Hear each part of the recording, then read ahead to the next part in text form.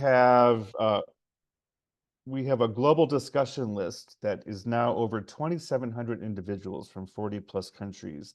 Thank you to all of you who are members. If you would like to join, you can drop me a note in the chat or send me an email.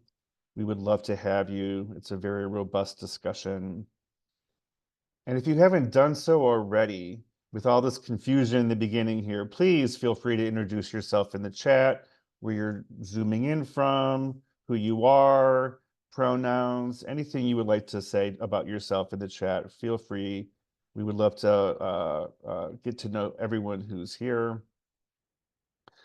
Normally, we do have a DJ spinning during these opening minutes of the webinar, but because of all the translation needs today, the DJ was otherwise occupied, but here is our playlist. We do playlists for all of our webinars, and you can check out this music on your own time. It's all incredible, of course. And definitely hope you'll join us for our next webinar, which is focusing on understanding anal pleasure and health. It's a webinar for you, including clinicians, behavioral health specialists, peers, and HIV workers. It's on December 10th. You can see the link there to register and get more information. We will also drop that link in the chat. And now, before I go any further, I'm going to start recording this call. So give me a second here.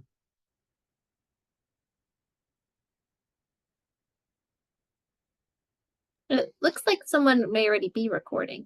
It was recording, so that's very interesting. All right. And here is our run of show. Kat from AVAC is going to kick us off with some remarks, and we'll be moderating the rest of the call. And then we have Catherine, Daniel, Katrina, Ines, and Adriano. We will have special remarks from Hortensia from PAHO at the end. And then we hope to have 20 to 25 minutes of questions and answers and discussion. So please stick with us for the full 90 minutes.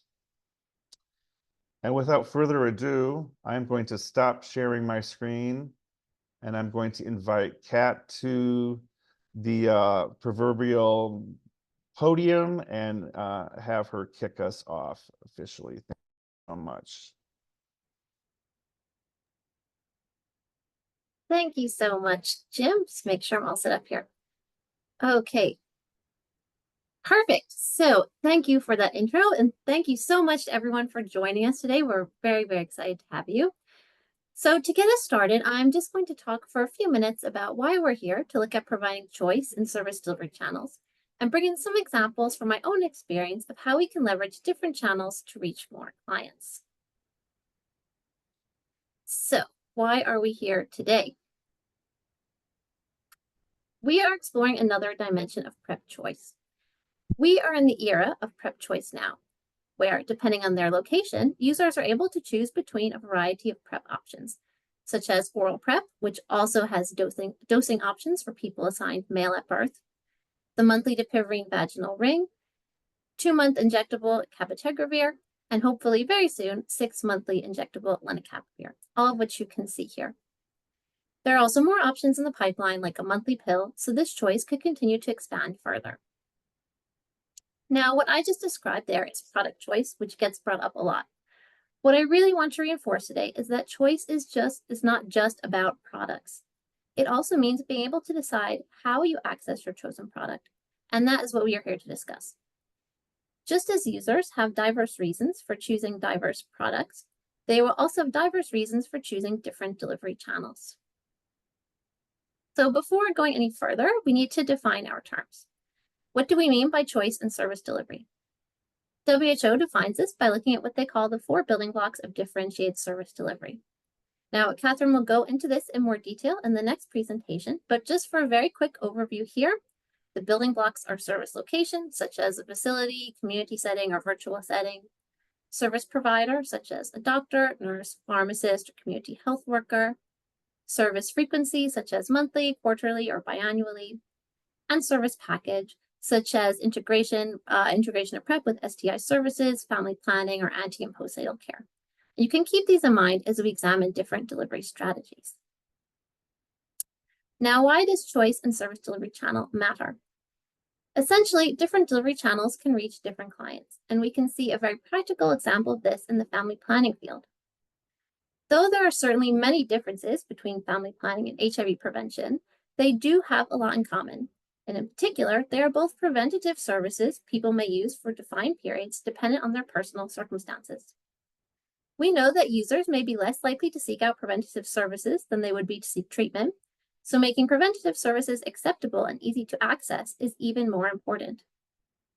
Service delivery strategies from family planning involve a wide variety of delivery channels to meet the needs of different clients, such as clients located in urban versus peri-urban versus rural versus last mile locations, clients from high income versus middle income versus low income background, clients who are younger or older, clients who are married or unmarried, and clients who have children and those who don't. All these factors can impact how a client is able to or would like to access services. So with that in mind, we're going to take a look at some examples of 4 different types of family planning service delivery channels and how they reach different types of clients, often within the same channel. So first we have here clinics. These are usually standalone fixed facilities staffed by nurses and midwives. They are generally located in urban and peri-urban areas where there is likely to be high regular client flow. Though they tend to serve a wealthier client base, they can be deployed in different places to reach different client groups. So for example, you may have clinics in places here like Kibera in Nairobi, or here like Hashim, which is a relatively poor district in Accra. And clinics in these areas will offer subsidized services so the local community can access them. On the other end of the spectrum, like here, you may have fancier clinics offering a luxury experience to high-income earners that are able to fully cover their costs, like this clinic in Dhaka. And of course, you have all different kinds in between serving middle-income, low-income, high-income clients.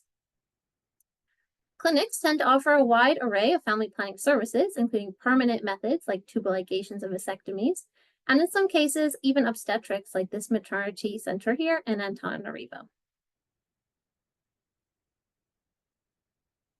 Next, we have outreach.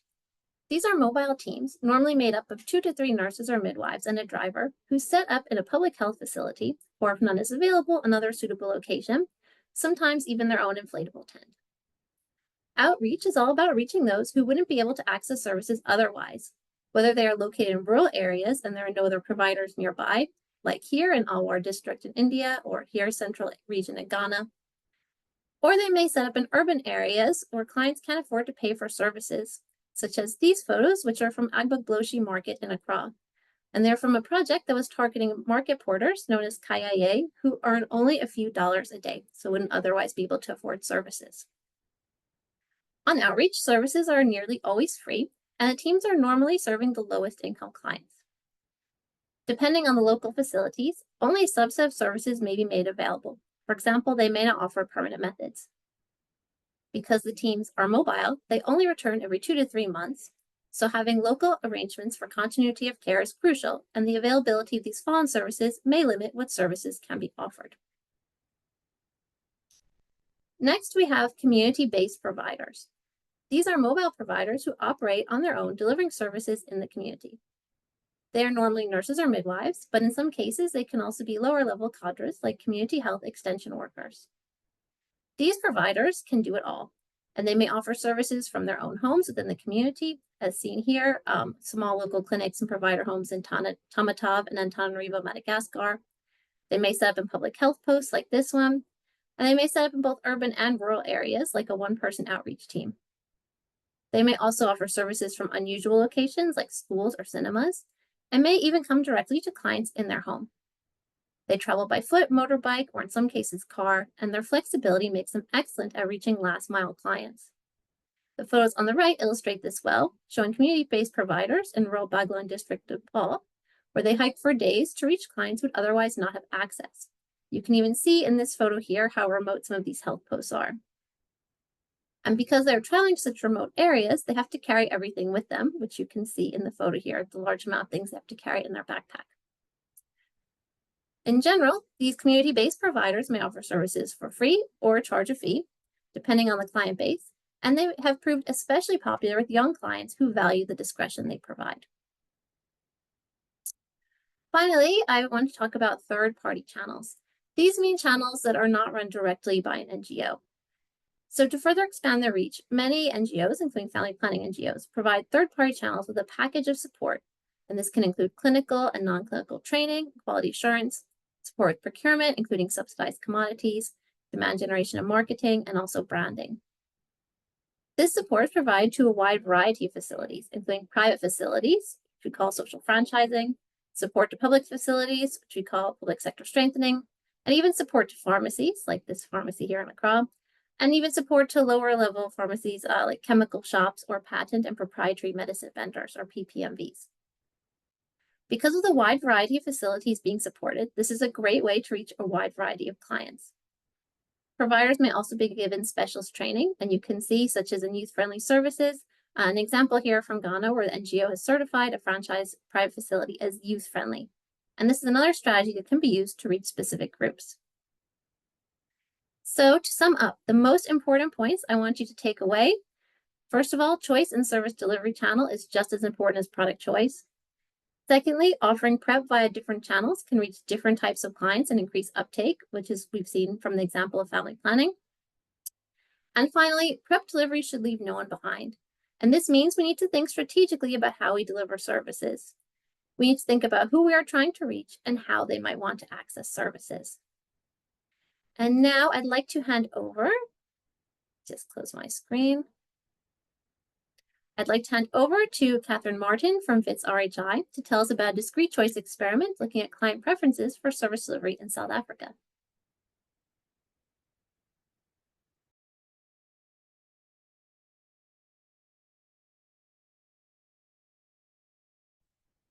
There we go. That's better. Thank you so much, Kat and Jim, for the invite and for the opportunity to participate in this very exciting webinar. And Catherine, let me just one moment, please. Sorry to interrupt. To our Spanish translators, we only need to have one Spanish translator speaking at a time. It sounds like there may be two translating. So between the two of you, just take turns, please. And I hope this sorts things out. Thank you for putting that note in the chat, Mateo. And thank you. Back to you, Catherine. Great, thank you. So as Kat mentioned, I will be looking at some preferences for delivery of prevention services among healthcare users in South Africa, and this was data collected through a discrete choice experiment. And as we are all aware, much progress has been made to scale PrEP services with approximately 7.5 million PrEP initiations globally. South Africa has among the highest PrEP initiations in the world, with oral PrEP available free of charge at 95% of primary public healthcare facilities, and almost 1.6 million people having been initiated on PrEP. However, there remain a number of structural barriers to PrEP services, such as school and work scheduling conflicts, distance from service delivery sites, clinic operating hours, long waiting times, and healthcare provider attitudes. And the promise of PrEP may not be fully realized if these are not addressed. A quote from some qualitative research we conducted with people who were using PrEP in South Africa highlights this. A young male PrEP user says, "I have stopped PrEP because of my job. That time it was December. I didn't have a chance to be off. I was always working. So that's why I didn't find time to come here." And a young woman bemoans, "My biggest challenge is not having access. The fact that I stay far from the clinic and have to use public transport when I go there. And I don't always have transport fare in that week. I'd have it the following week." We also found that some self-reported reasons for PrEP discontinuation. This was among 214 adolescent girls and young women who had discontinued PrEP. And their reasons for discontinuation included clinic access related factors, with almost 40% reporting that the clinic was too far.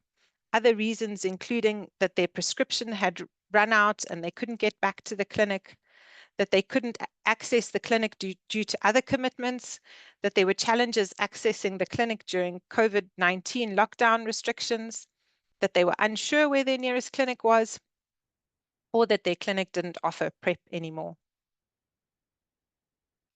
Differentiated and decentralized services hold the potential to overcome some of these issues, with some successes reported through mobile delivery models, pharmacy models, and scooter deliveries. As highlighted by a young woman who is accessing PrEP services in South Africa, who says, "I would like to get service from the mobile, taking into consideration the convenience." And by a male PrEP user who says, "We must use mobile cars because you find that the mobile is not busy, but at the clinic, when you come, it is known that you are sick." And this highlights the potential for convenience, but also of reduced waiting times and reduced stigma that decentralized services may offer. As Kat has reminded us, the WHO has provided implementation guidance on differentiated and simplified PrEP for HIV prevention, outlining several building blocks for differentiated PrEP service delivery. These are categorized into where services are located, such as at primary care facilities, community settings, or virtual. Who provides these services? Is it via a physician, a nurse, a pharmacist, or a peer? When or how often are the services provided? And what is included in the service package? So for this study, what we did is based on these building blocks, and through Wits RHI's Unitaid funded Project PrEP, we designed a discrete choice experiment to explore healthcare user preferences for PrEP service delivery models. Discrete choice experiments have been used in health research as quantitative methods to evaluate user preferences for health service delivery models as well as products. They evaluate the key features or attributes of a product that may be of value to an individual. Potential users are then asked to choose between different combinations of products or services. And this data is then analyzed to determine the relative importance of each attribute, and also to identify the combinations that are most likely to influence decision making. So aligned to the WHO building blocks, we explored through this research how people would prefer to receive information about HIV prevention and PrEP, where they would like PrEP to be initiated, and where they would like to receive their clinical follow-up. What frequency of follow-up appointments would they prefer, where they would prefer to pick up their PrEP between their clinical appointments, what HIV testing method would be preferred while using PrEP, and would they prefer contact between appointments, and how would they prefer this contact. This is an example of what one of the choice sets looks like that a participant would complete, and participants of the study complete a series of these different choice sets, and as you can see, each has a different combination of service attributes, and the participant chooses either service A or service B, although they do also have an opt-out choice for those who prefer neither service option. So between November 2022 and February 23, we recruited participants from 8 clinics in 4 areas of South Africa. These were primary care clinics that have been supported by Wits RHI to integrate oral PrEP within routine primary care services since 2018. The participants were HIV negative people who were accessing sexual and reproductive health and related services. As they presented for services at the clinic, they were recruited or approached by the field workers who conducted the interviews and collected the data. And the data was analyzed using descriptive statistics, and DCE data analyzed using generalized multinomial logistic models. So of the 307 participants who were recruited, the majority were young women, aged 15 to 24 years. Although more than half had completed secondary school, almost 2/3 were unemployed. And we did have in this study approximately half who were currently using PrEP, and just over half who had used PrEP before. When looking at how people wanted to receive information, we can see that there was a strong preference for information to be provided through online platforms relative to printed materials. So just in terms of interpreting this data, this is the odds ratio. The 1 represents the base level to which it's compared. And for odds ratios that are above 1, that indicates a preference. And for those that are below 1, it would indicate that that attribute was not preferred. So in this one, you can see that there was a strong preference for information to be provided through online platforms rather than through printed materials. We found that for PrEP initiation, there was some preference to be initiated at a mobile compared to a fixed facility, but participants did not prefer to be initiated, have their PrEP initiated at a pop-up gazebo in the community. We found that healthcare users had a strong preference for using an HIV self-test compared to having testing provided by a healthcare provider, and also a strong preference to be followed up 6 monthly compared to 3 monthly. Catherine? Yes. I'm sorry. We just want to clear up one more thing. Excuse the interruption. For our Spanish translators, it sounds like 2 translators are speaking at the same time. So if the Spanish translators could just coordinate and take turns, or only have 1 speaker at a time. Thank you. And back to you, Catherine. No worries. So between clinic visits, participants did prefer some contact, and it was preferred that this should be through social media, but also a monthly phone call or weekly SMS was preferred to no contact. We found a strong preference for out-of-facility pickup between clinical visits, with participants preferring a pharmacy, a home delivery, or a vending machine over their PrEP initiation site. And so we are using these data to inform the implementation of decentralized models within the Project PrEP. We have a number of online platforms. There's the myprep.co.za website, the myprep Facebook page, and a Sister Onati chatbot that are a central component of our delivery model, with more than 35 million people reached through these platforms. Our findings have highlighted a clear preference for out-of-facility options for PrEP pickup.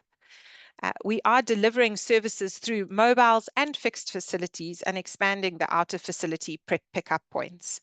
Longer follow-up periods between PrEP visits were also strongly desired, and there was an indication of a willingness and a preference to use HIV self-testing, which could enhance more self-led prevention.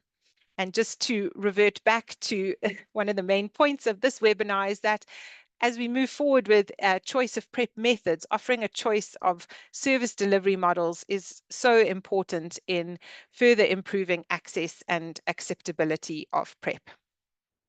And I would just like to acknowledge and thank United, who funded this work, as well as our Department of Health in South Africa, the participants who contributed their time and effort, the wonderful Project PrEP team. And if you would like to access the full paper, the link and reference is there. Thank you. Thank you so much, Catherine. It's such an interesting study, and thank you so much for sharing it with us. And now I'd like to welcome our next 2 speakers. So we have Katrina Ortblad from Fred Hutch and Daniel Wary from Jhpiego. And they're going to tell us about a study looking at PrEP in pharmacies and e-pharmacies in Kenya. Thank you.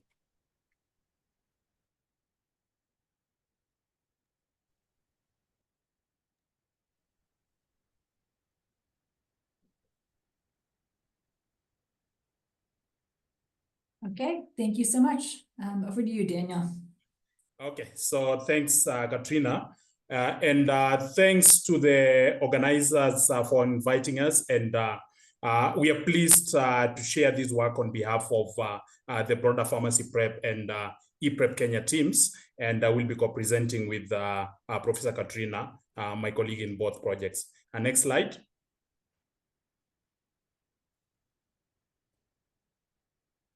Yeah, so as we reflect on the choice agenda, we take cognizance that differentiated service delivery is needed to overcome barriers to accessing HIV services such as PrEP and PEP, which are predominantly delivered through public health clinics in Kenya. Delivering HIV services via private sector channels, such as brick and mortar and online pharmacies, is one strategy that might help expand reach and access. And in response to an evidence gap that was outlined by Kenya's Ministry of Health in the framework for the implementation of HIV pre-exposure prophylaxis in Kenya, both the 2017 and 2022 versions, we designed an innovative care pathway for the delivery of PrEP and PEP through these settings, and potentially mitigating barriers such as stigma, lack of privacy, and long distance, which are associated with accessing these services from public sector clinics. So as we'll demonstrate later in this presentation, pharmacies have potential for expanding access, not only to PrEP, but also to post-exposure prophylaxis, particularly for individuals with unpredictable non-occupational exposure events. Next slide. So why pharmacies?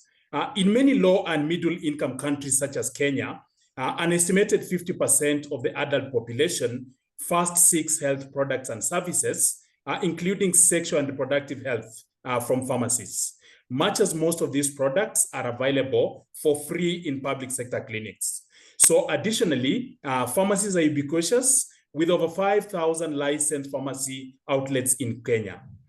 Equally, Kenya has witnessed an explosive growth in e-commerce with over 20 new telemedicine and online pharmacy providers entering the Kenyan market over the last 2 years.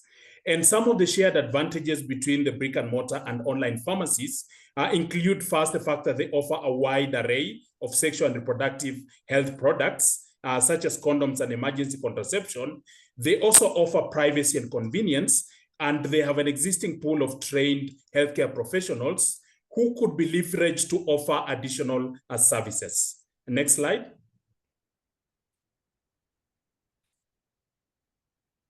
So together with Kenyan stakeholders, we developed a care pathway for pharmacy-delivered PrEP and PEP services using a prescribing checklist and with remote clinician oversight. As illustrated in this slide, there are variations in who offers the service and how services are delivered across these two models. So if you look at the brick and mortar pharmacies, trained pharmacy providers conduct all steps in the PrEP or PEP delivery pathway. But on the other hand, if you look at the online model, HIV risk and medical safety assessment are conducted by a trained clinician via telehealth. On the other hand, clients have a choice of a blood-based HIV self-test or a provider-administered rapid diagnostic test, which is conducted by a trained pharmaceutical technologist rider who also dispenses the medication at the client's preferred location. Now I'll hand over to Katrina for the next slides. Great, thanks, Daniel.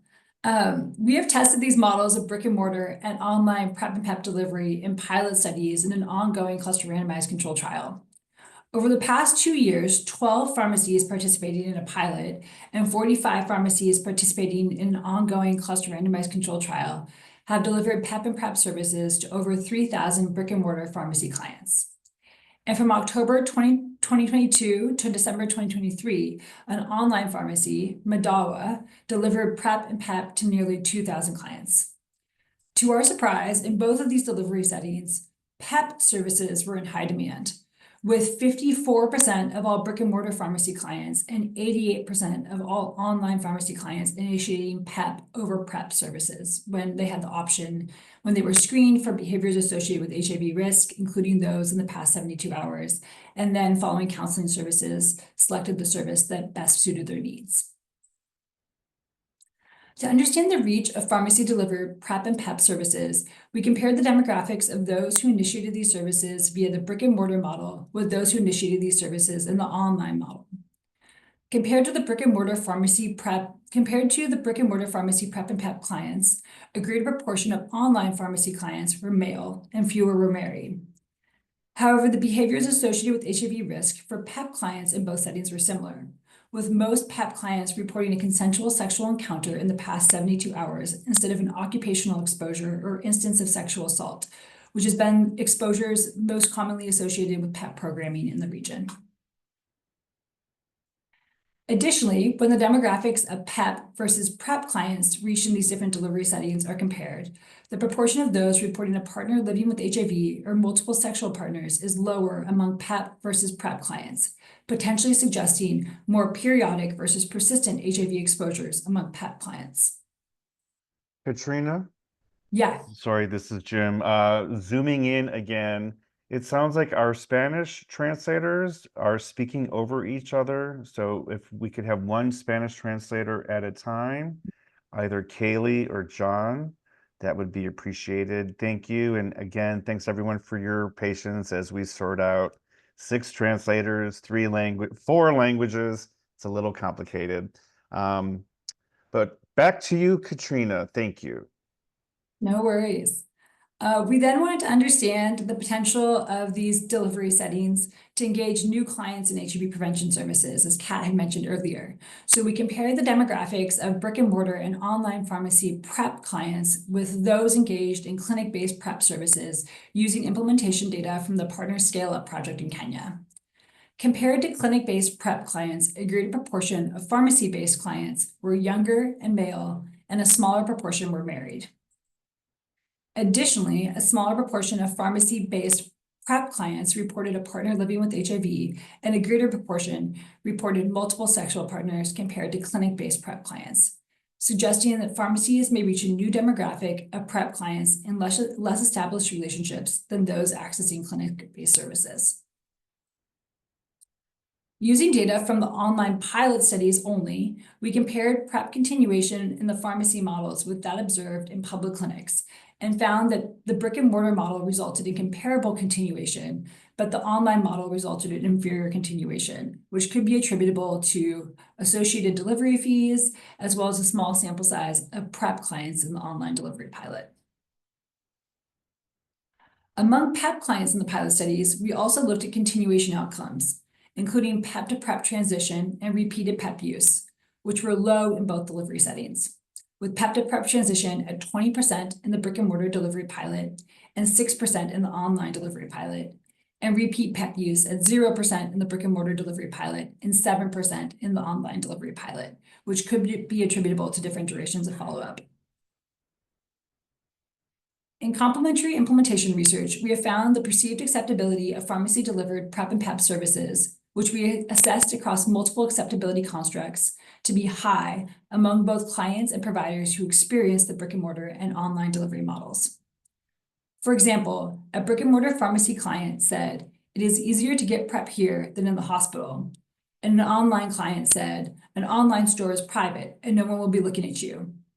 Additionally, an online provider said, "A consultation is just a click away." In other analyses, we have also found that most clients are willing to pay for the convenience of pharmacy-delivered PrEP and PEP services in brick and mortar and online delivery settings, and that these services can be delivered with high fidelity. Back to you, Daniel. Yeah, so thanks, Katrina. So in the course of implementation, and as demonstrated by the findings in the previous slides, pharmacy delivery has potential to expand reach and access of PrEP and PEP services to populations who are underserved through the traditional service delivery settings. Secondly, these findings underscore the unmet demand for PEP services. And while PEP has been in existence far much longer than PrEP, it has actually largely been underutilized. Yet it could play an important role in the HIV prevention choice agenda. And given the urgency that is required in accessing PEP, pharmacies may be well suited to delivering PEP because of the convenient access and long operating hours. Therefore, guidelines are needed to facilitate the delivery of biomedical HIV prevention services in both brick and mortar and online pharmacies. Next slide. So through these pilot studies, we have generated many lessons and insights. And briefly, I will share some key implementation considerations for people who are interested in implementing these models at scale. So beginning with the pre-implementation phase, given that many pharmacies are not set up for service delivery, it is essential to develop criteria outlining the minimum requirements that pharmacies need to meet in order to effectively deliver the relevant program components in an environment that guarantees safety and quality services. As far as training is concerned, we noted that despite the willingness of pharmacy providers to offer PrEP and PEP as services, conventional off-site training approaches may be inappropriate for this cadre because they cannot afford to close their businesses for extended durations. And therefore, innovative capacity building approaches are critical when considering implementation of these models. For our case, we developed a blended learning curriculum that was delivered through online modules, a 2-day face-to-face training, and a 1-day practicum session. For commodities, we received a donation of PrEP and PEP and rapid HIV test kits from the Ministry of Health for these pilot studies. Nonetheless, for a scale-up scenario, it will be important to map existing sources of health products and determine feasible procurement mechanisms for private pharmacies, and most important, ensure last-mile delivery. During the implementation phase, traditionally, private pharmacies don't have defined demand generation interventions and mostly rely on walk-in clients. In our context, we targeted pharmacy clients who are purchasing sexual and reproductive health products that were indicative of HIV risk, such as condoms and emergency contraception. It is important to develop user-centered demand generation materials and strategies, and also invest in community-level awareness creation to norm PrEP and PEP services. As far as quality assurance is concerned, some of the key observations and concerns from stakeholders included the quality of HIV testing, the quality of counseling, and management of commodities accessed from the Ministry of Health. We mitigated this through mentorship visits by our technical team, as well as supportive supervision by the Ministry of Health at subnational level. And we also enrolled pharmacy providers in a national external quality assurance program for HIV testing. Nonetheless, in a scale-up scenario, it will be important to develop comprehensive quality assurance protocols and quality metrics. As far as reporting is concerned, we integrated our data collection tools into a point of sale system called Measurements, which pharmacies were already using to manage inventory. Programs should consider simplification of reporting while ensuring data confidentiality, as well as direct reporting to the National Health Information System. And finally, as far as policy is concerned, it's important for countries to develop enabling policies, regulations, and guidelines that recognize and designate retail and online pharmacies as healthcare service delivery points. In our context, we have been working closely with the Ministry of Health in the development and revision of guidelines to support the implementation of this model. And this is a process that is ongoing. Next slide. So finally, just to acknowledge that the work that we have shared here is really an effort of a larger team. So just acknowledgement to most of our colleagues in the PharmPrep and ePrep teams, the participating pharmacy providers and clients, as well as the research assistants and support teams, and the Ministry of Health for the support that we have received in implementing these studies. Thank you. Thank you so much, Daniel and Katrina. That's great. And also thank you for reminding us that it's so important to have PEP as a choice, because we do not talk about PEP often enough. You can see a lot of people prefer that. Great. So now our next speaker is Ines Dourado from Universidade Federal de Bahia, who is going to tell us about service delivery in PrEP 1519. Thanks, Ines. Yes, thank you so much, Kat. Jim, can I have the first slide? And it's coming, it takes a time, but I would like to start. Thank you, AVAC Choice Agenda, for inviting me to speak at this great webinar, especially Kat and Jim. And my talk is Service Delivery in PrEP 1519 Choices in Brazil, Novel Strategies. Next, please. So during the oral phase of the PrEP 1519 study, we interviewed adolescents to evaluate their knowledge and interest in long-acting injectable PrEP. These were coming findings from the studies of LA PrEP, were coming. So we interview, and you can see here the QR code for the article. And one of our findings that no one was aware of injectable PrEP, but many expressed a strong interest in using it if available. Next, please. You can click one more, Jim, please. Yes. So in April of this year, we started offering injectable PrEP using CAB as an additional option in the PrEP 1519, now we call PrEP 1519 Choices project, across the same 3 Brazilian cities, as you can see here in the map. So in our study, CAB is implemented within a choice framework.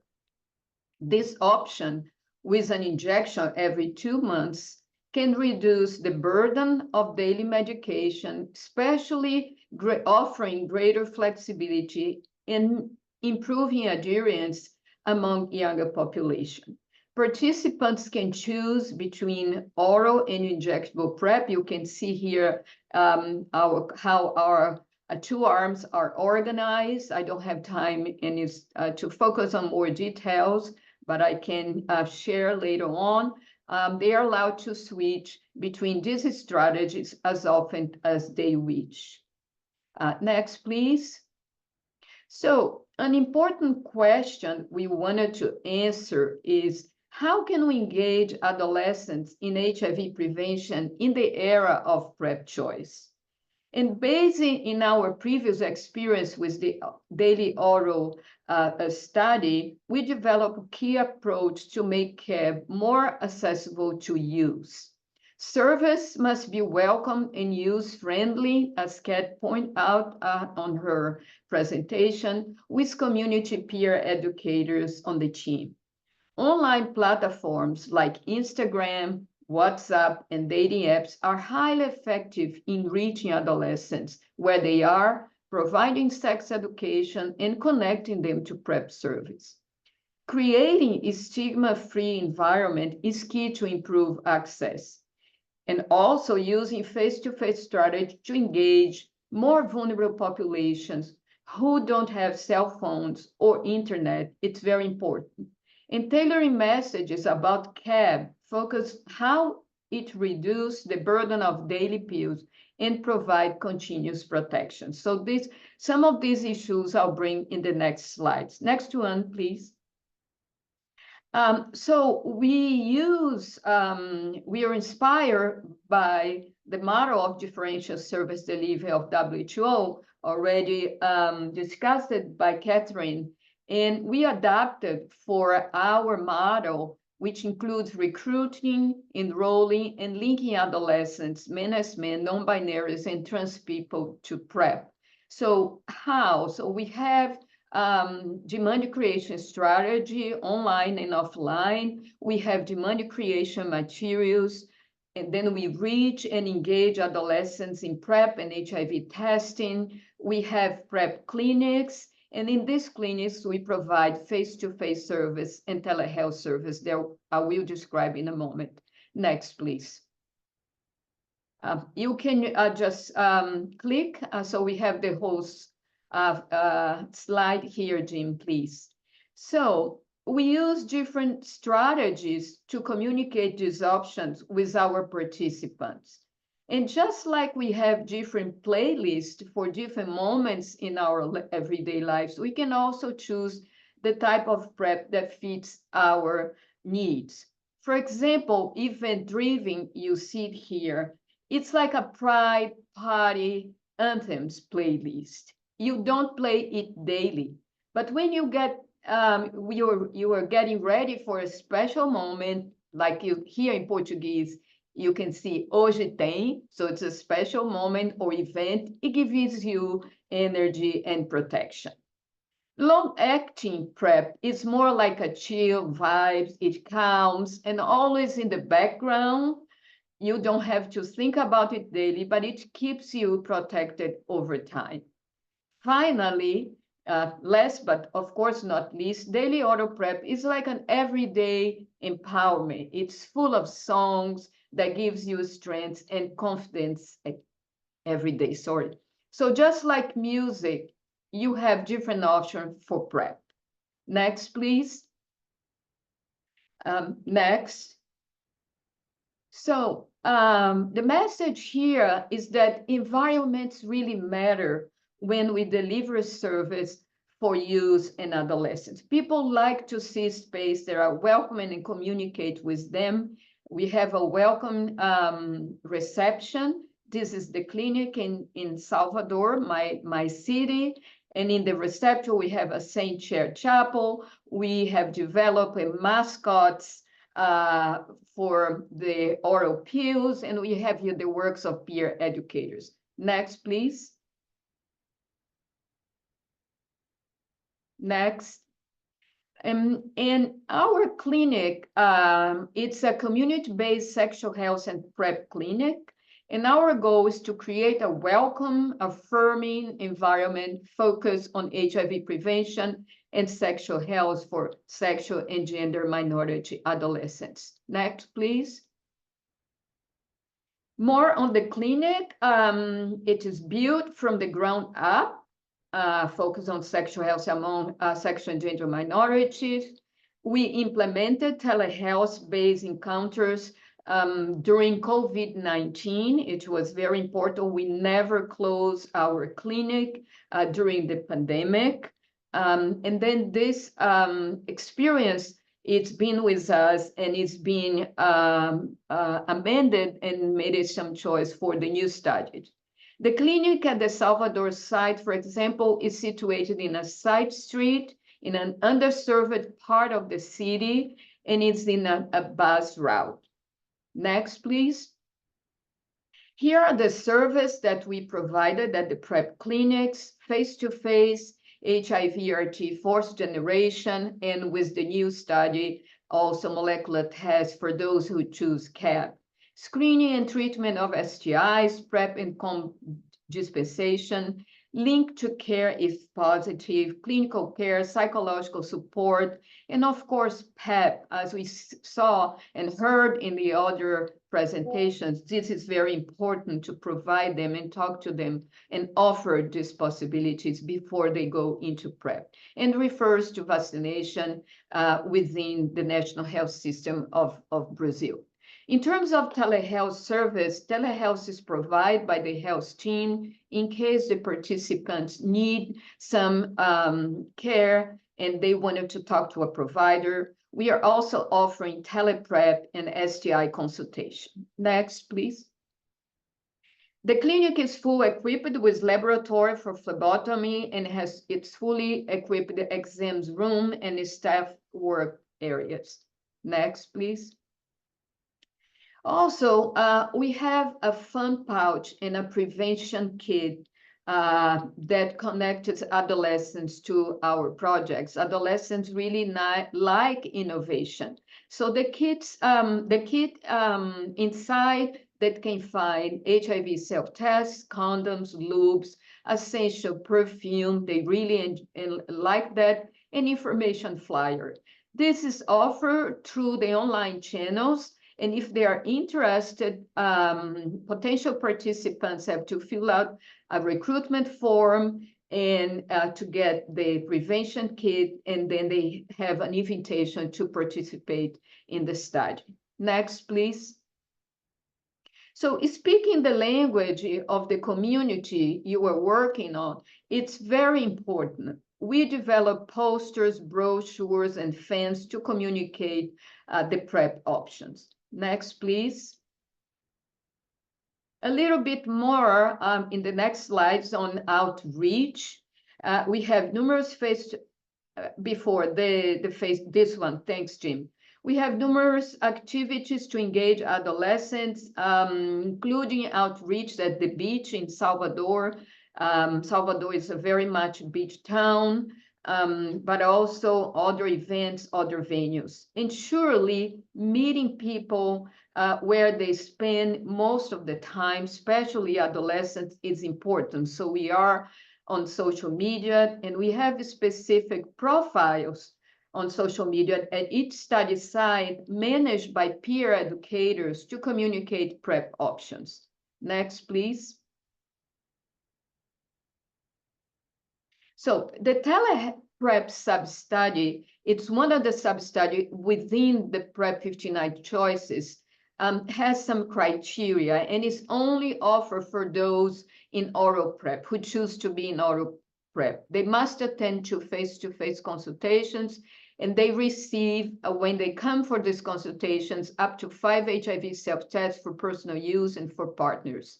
And subsequently, they can conduct HIV self-test at home and send the results during the teleprep consultation, or do a rapid test at other service if they choose to do it. They undergo STI testing at the study lab or at other places close to their homes. And they can have PrEP delivery by mail to their preferred address. But we have some preliminary findings to share with you. For those who have limited access to internet and cell phone, it's a barrier to teleprep. Few adolescents choose these options. They prefer in-person clinical visits. And we think it's because we offer an opportunity to connect with a welcome healthcare team in a friendly environment and assist with them with broader health needs. Adolescents have other needs beyond PrEP. Teleprep addresses specific immediate needs such as STI treatment prescriptions, but appear to be more suitable for adults. Next. So what are the take-home messages? Long-acting PrEP for adolescents offer a promising alternative to daily pills, potentially improve adherence and protection. Flexible PrEP options can allow adolescents to choose between oral and injectable PrEP and enhance engagement by catering to individual lifestyle. Addressing mental health issues within HIV prevention program is critical for the well-being and effective protection of adolescents. Next, please. Adolescents, especially the most vulnerable ones, may need more support to stay in service and use PrEP than adults. Providing PrEP as a part of a comprehensive package is important because young people, as I said before, needed prevention, usually need other service, like STI service, gender-based violence, and mental health support. Last but not least, adolescents are dynamic and fluid, and therefore we must continually adapt to their context and respect their choice. In the last slide, I wanted to acknowledge our great teams, the sponsor and many others on the PrEP 59 Choices team, and the funding from Unitaid. Thank you. Thank you so much, Ines. It's so great hearing about all the different strategies employed to reach youth in Brazil, PrEP services. So thank you so much. And now I'd like to welcome our final presenter. We have Adriano Queiroz from the City of Sao Paulo Municipal Health Secretariat to tell us about some of the PrEP strategies, delivery strategies in Sao Paulo. Thank you. Hi, everyone. I'd like to thank the event organizers, especially Jim and Kat, and Dr. Ines Dourado to indicate us to participate in this webinar.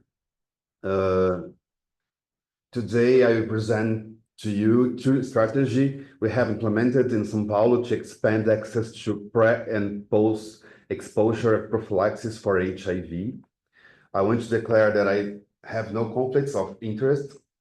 So in Brazil, PrEP was adopted as a public health policy in 2017, and it started offering in 2018, the same year it began to offer in São Paulo.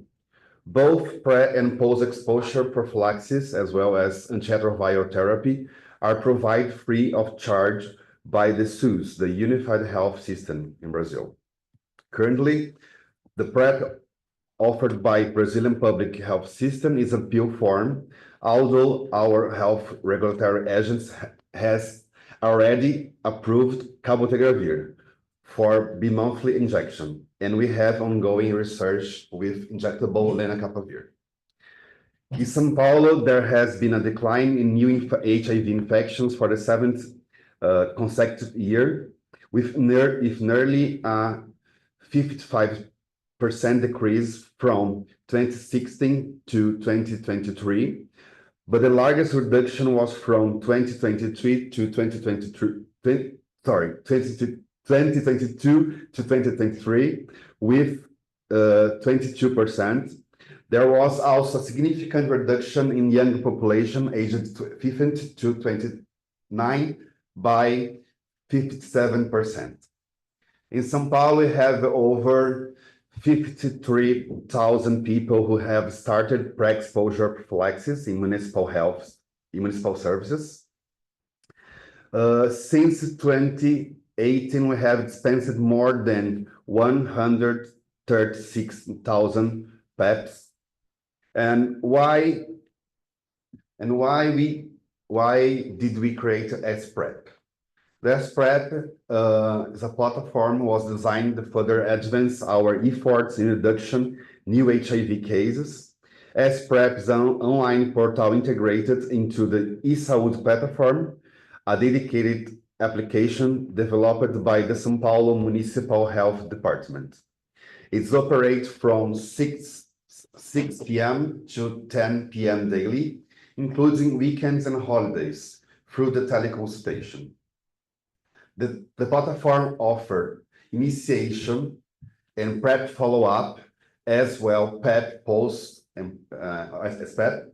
Currently, we have 3 physicians working in remote and decentralized manner on this platform, which is hosted on the Municipal Health Department application that provides four options. I want PrEP, I want PrEP follow-up, I want PEP, and I have a question. For those selections, I want PrEP or I want to continue PrEP. Users are required to upload a photo of negative HIV tests taken within the past 7 days or an image of self-test. Upon submission, a consultation request is generated. Within minutes, one of the physicians contacts the user to provide the guidance, issue prescription, and send the prescription a subsequent test request via SMS, WhatsApp, or email. A QR code is also generated, which remains available in the eSaúde SP app under the SPrep sections for up to 5 days. For the initiation of PrEP, the individual receives 30 pills. For continued PrEP, the prescription may cover 30, 60, 90, or 120 days. For those who select I want PEP, no HIV test image is required. They simply click in the I want PrEP button, a consultation request generated, and similarly to PrEP, one of the physicians will contact them. The prescription will be sent via mail, WhatsApp, or SMS, and a QR code will be available in the app for 5 days. Where can individuals collect their PEP or PrEP after the teleconsultation on SPrep? They can collect it in a provision station located in a major metro station in São Paulo from Tuesday to Saturday between 5 p.m. to 11 p.m. The medication can be collected at the one of the 17 24 hours health units, or medication are also available at the 27 conventional health units from 7 a.m. to 7 p.m. And the City Test and Counseling Center, CTA, is a mobile health unit that circulates throughout São Paulo from Thursday to Saturday between 5 p.m. to 10 p.m. Additionally, there are automated space and machines located in 2 metro stations in São Paulo, which are available from 4 6:40 a.m. until midnight. These are machines we currently have. Now let's watch a demonstration, a video of how the machine works.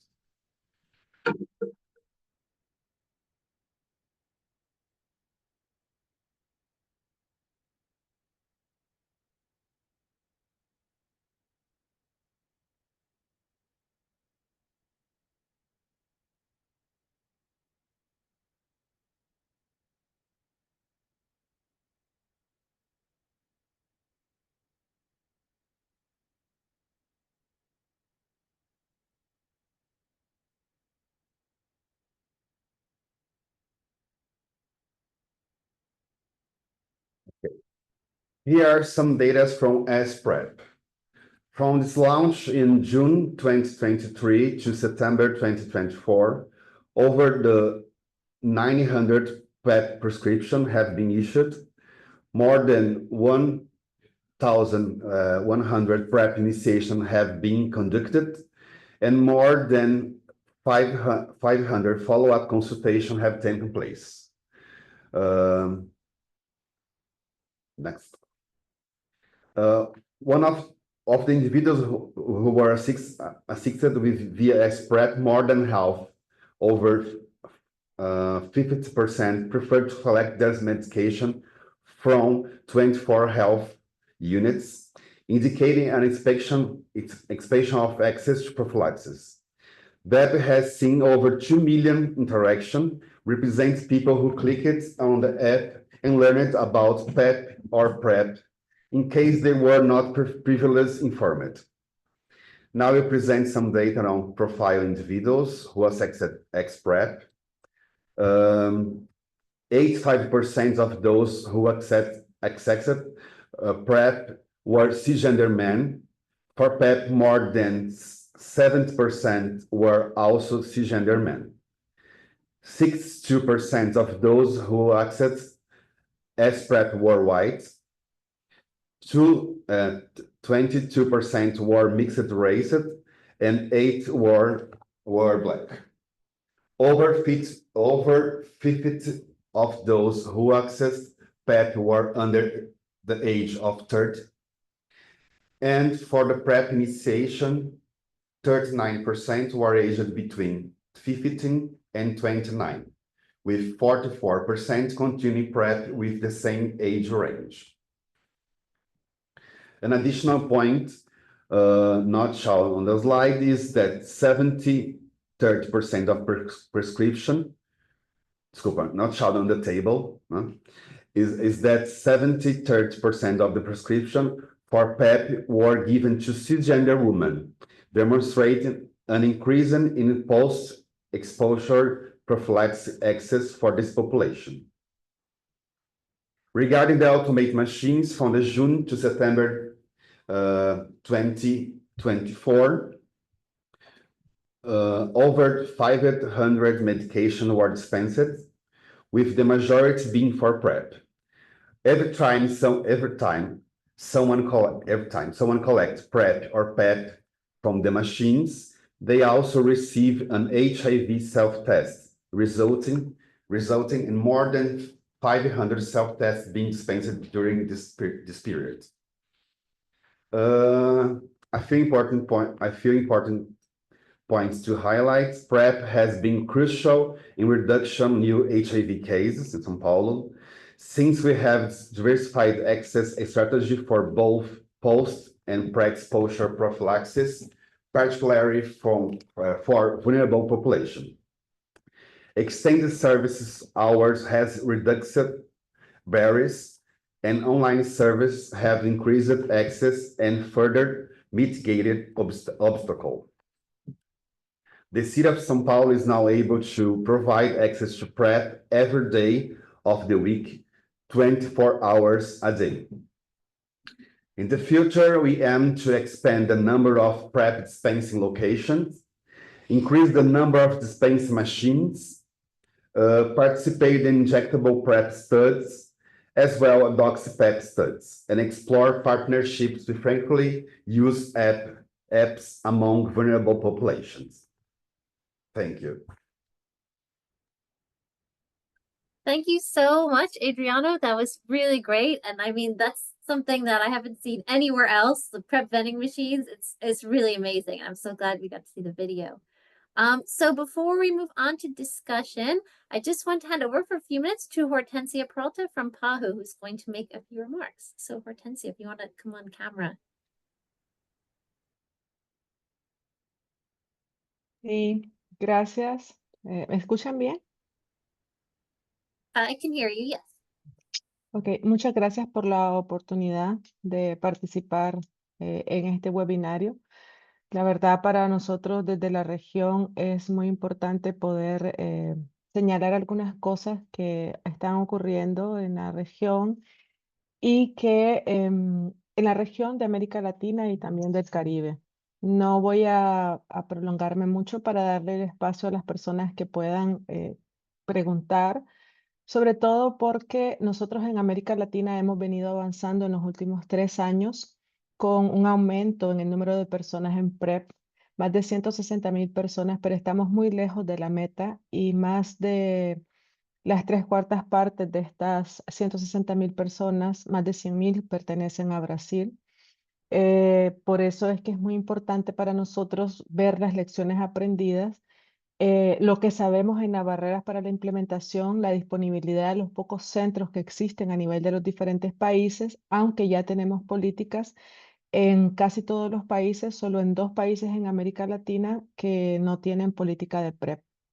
Tenemos todavía barreras para la aceptabilidad dentro de las comunidades y opciones suficientes para poder volver a la PrEP un poco más atractiva para las diferentes poblaciones. Mucho estigma y discriminación y barreras legales, sobre todo para el cambio de tareas. Así como comentaban nuestros colegas, estamos aumentando o trabajando la oferta de PrEP y PEP de forma conjunta, haciendo énfasis en los diferentes escenarios que la profilaxis exposición debe estar disponible para los programas de profilaxis preexposición, trabajando la generación de demanda, el cambio de tareas y la prestación diferenciada. Hay muchos modelos de implementación comunitaria, pero siguen siendo aún muy limitados, más allá de Brasil. Y por eso necesitamos diseminar la información disponible y compartir con los diferentes socios que viene desde la experiencia de los inyectables de acción prolongada, así como la mencionaba Inés, como la PrEP en diferentes opciones, la PrEP oral, la PrEP continua, la PrEP discontinua, la PrEP en anillo. Y un reto que tenemos es trabajar con los ministerios de salud, la consolidación de la demanda para hacer realmente un mercado atractivo para la introducción de los inyectables, porque si decimos que únicamente tenemos 160.000 personas, es muy probable que esto se vea poco. Entonces necesitamos también, entre todos, visibilizar un mercado para las diferentes opciones de PrEP. Estamos fortaleciendo la cooperación técnica horizontal entre ministerios de salud, identificando las lecciones aprendidas, los retos y los éxitos, impulsando los modelos de prestación diferenciada de servicios con el apoyo y coordinación firme entre comunidades y ministerios de salud. Ya existen estos modelos y queremos implementarlos y diseminarlos. Y un reto que tenemos es el tema de patentes y licencias, que aquí dentro de este webinario hay gente experta en licencias y patentes que están escuchando y que estamos trabajando juntos en la diseminación de la información para encontrar alternativas para que la comunidad haga incidencia y abogacía. La verdad, yo quiero felicitarlos. Gracias por invitarnos y esperamos poder seguir trabajando juntos. Muchas gracias.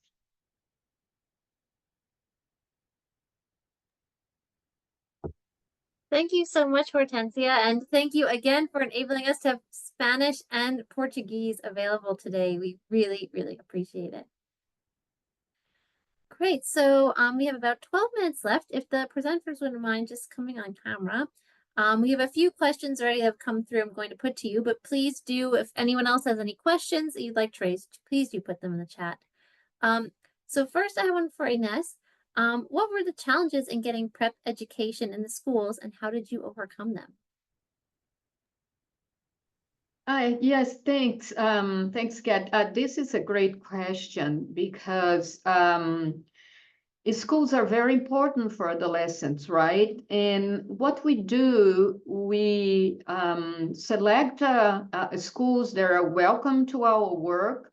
And I have to say that most schools that we have approached, they're really willing to have us having like workshops, talking with young people. And after the deans of the school approve our proposals, we go there, but we are very careful in the content. The health team, together with peer educators from the community that we train and are part of our project, are part of these workshops. And they are in the front of providing the message. And what we do in the schools is that we talk about sex education and HIV and STI prevention. And we avoid some sensitive issues in schools. And after the workshops, our team stays around.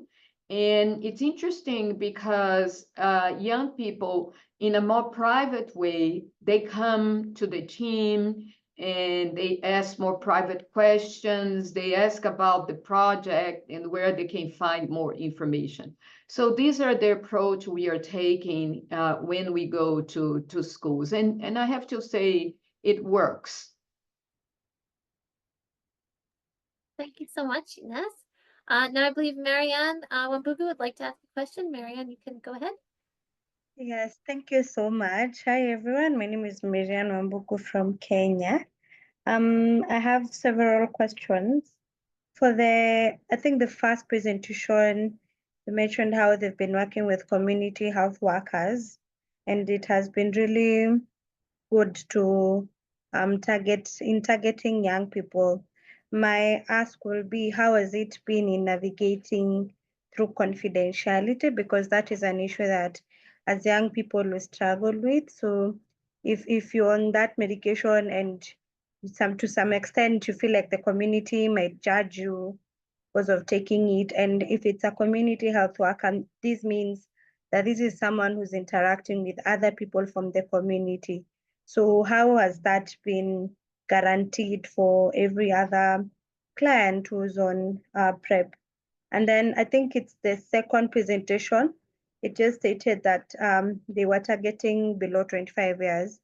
I would really want to understand, so below 25 years to what age, so that I can be able to just understand which age exactly did you target in targeting adolescents and young people. For Daniel Were from Jhpiego, there's one thing that I've asked in the chat box about stockouts. So stockouts in our country, Kenya, has been a very big issue. And I would really want to understand how have you guys been able to navigate through stockouts of test kits, of PrEP, because this is a service that you've been giving to the community every other day. So with the stockouts, has it limited you guys from providing the services effectively? And then will be at what cost? So are people being charged? Because for my DAWA, I know you'll have to pay for the cost of it. So I would really want to understand how much for the first one, I don't remember the name. And then for training, the capacity building of your pharmacists. So have they been trained on the 3-test algorithm that the Ministry of Health had launched? So I really want to understand that. And how are you guys going to navigate again through the stockouts of test kits? Because right now, that is something that is happening in our Un country. acercamiento con el MSP Yes. para que sea lo más Over to you. transparente Thank you. posible y que todos estén, pues, sea un proceso exitoso, ¿no? Con el acuerdo de todos. Oh, thanks, Marianne. I think De mi parte, I can hear lamentablemente tengo un some taller el translation. 26, It sounds entonces no like. podría asistir, pero pueden contar con mi persona. Yo no estoy al interno del Jim, can you hear that as MSP well? por ahora he estado If people are antes hearing y translation, you conozco los can procesos, click on the entonces cualquier cosa en la interpretation que yo pueda icon and aportar y click mute sumarme para... original audio, and then you will Oh, only hear the language you're listening in.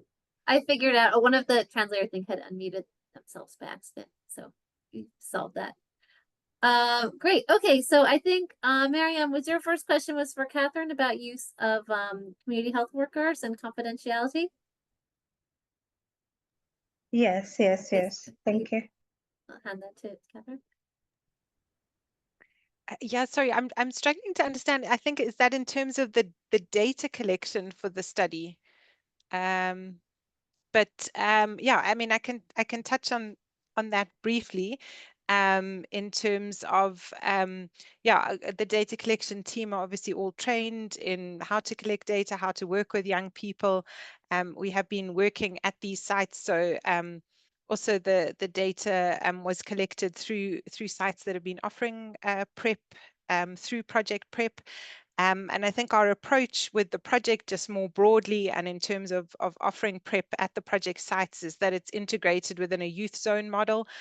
So our teams are trained on youth integrated youth services, and that also is aligned to the South African Youth Zone model and what they have had as the She Conquers campaign, which also tries to alleviate the stigma that may be associated with specific focused services. So, so that people are coming in for any service, whether it's HIV prevention or STI services or contraception, those are all integrated.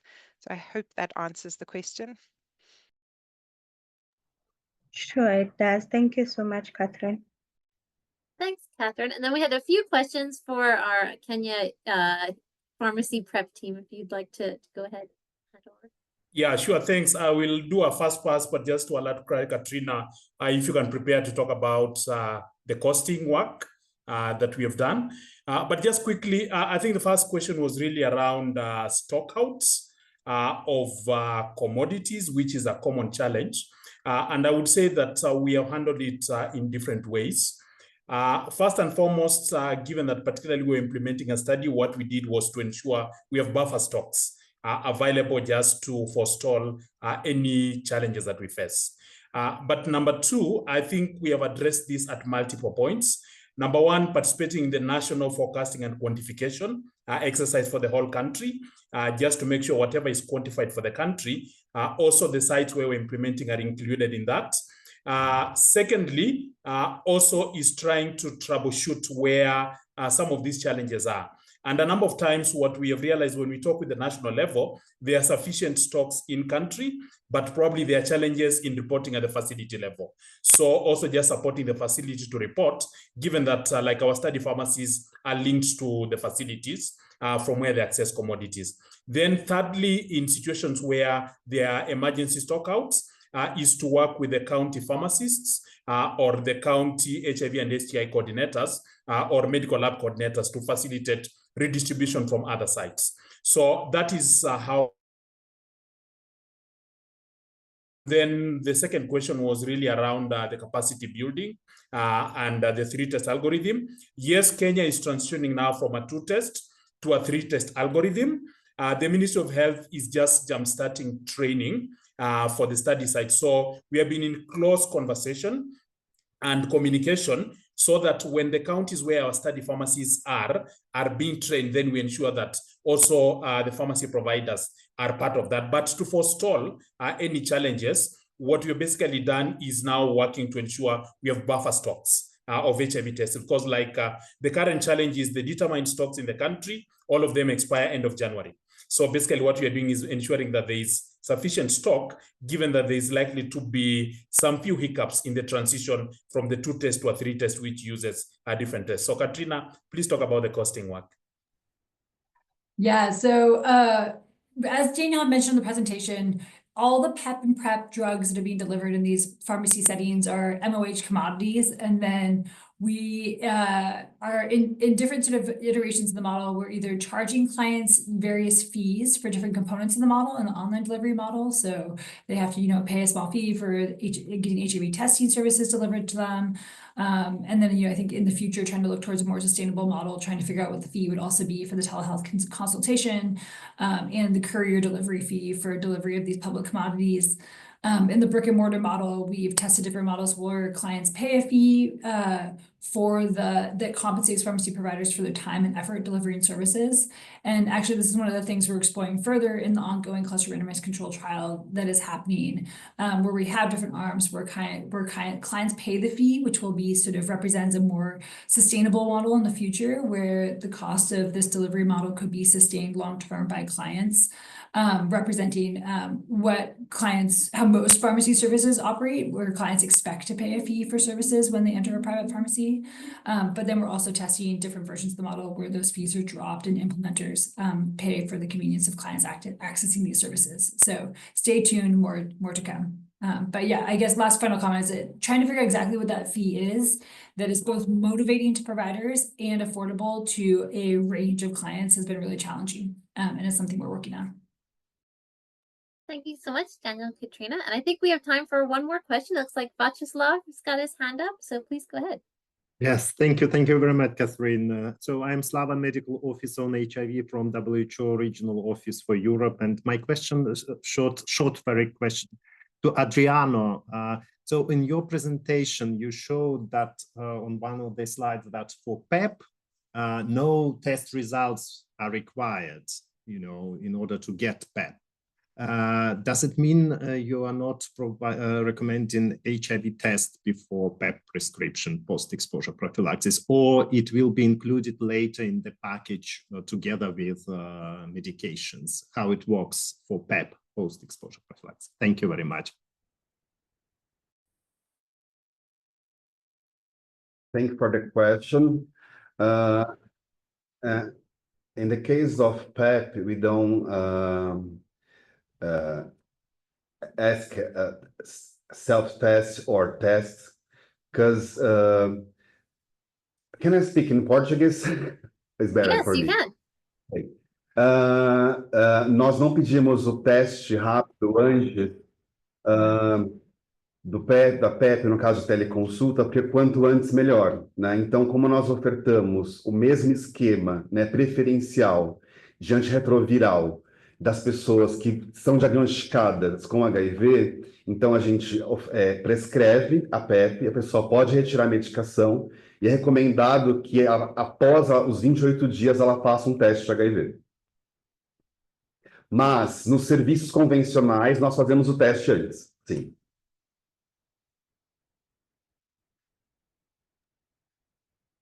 Thanks, Adriano. Obrigada.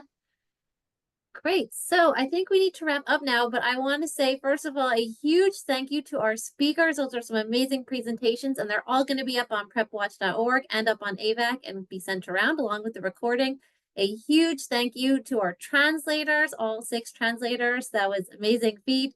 And also, again, thank you to WHO and PAHO for enabling us to have translation. And thank you so much for everyone for coming today. I think this is a really fascinating topic. We're going to continue to learn a lot, especially as we introduce new methods into these novel channels. So we hope to continue this conversation. And thank you again. And I will wrap things up. Thank you, all the Catherines, so many Catherines today. Kat, Katrina, Catherine, and the other names, Adriano, Ines, Daniel. Thank you all for really wonderful presentations. Thank you to our team of translators, all 6 of you. I know it was a little hectic, but everyone, thank you so much for working to provide translations in Ukrainian, Portuguese, and Spanish. This is truly language justice in action. It can be a little messy, it can be a little challenging, but it's so important and it's so worth it. So thank you all for being patient during that moment. And I put this in the chat and I just want to uplift it verbally as we sign off for today. I'm really it was so impressive, all the really cool things that are happening in this space. Differentiated service delivery in terms of PrEP and PEP. And and it all coming from the global South. I think so many times as an American who lives in the global North, we like to think of ourselves as we're the ones who tell everyone what to do or train people, or we're the leaders in innovation. And clearly what we've seen today and what we already know is that there is an immense amount of leadership and innovation and exciting things happening in the global South. And those of us in the global North can get off of our perch once in a while and sit back and really learn from these remarkable efforts that are happening all over the globe and in the global South, especially to engage people, to meet people where they're at, and to truly make connections that work for folks. So bravo to everybody. Thank you so much for sharing your wisdom. Thank you to all of our participants who joined us live. We had over 130 people join us live, over 400 registered for this webinar. So super popular topic. Again, in the next couple days, you will receive an email that will have links to the recordings. So we'll have recordings in all the languages. We have a resource document with all of those links that we were dropping in the chat. And of course, we'll also have a link to the full slide set so you can go back and review them and then connect with presenters as you need to. So again, thank you so much. Have a great rest of your day or rest of your evening or rest of tomorrow, depending on where you're dialing in from. And with that, I will say, ciao, see you later, adios, bye-bye. Bye. Thank you, everyone.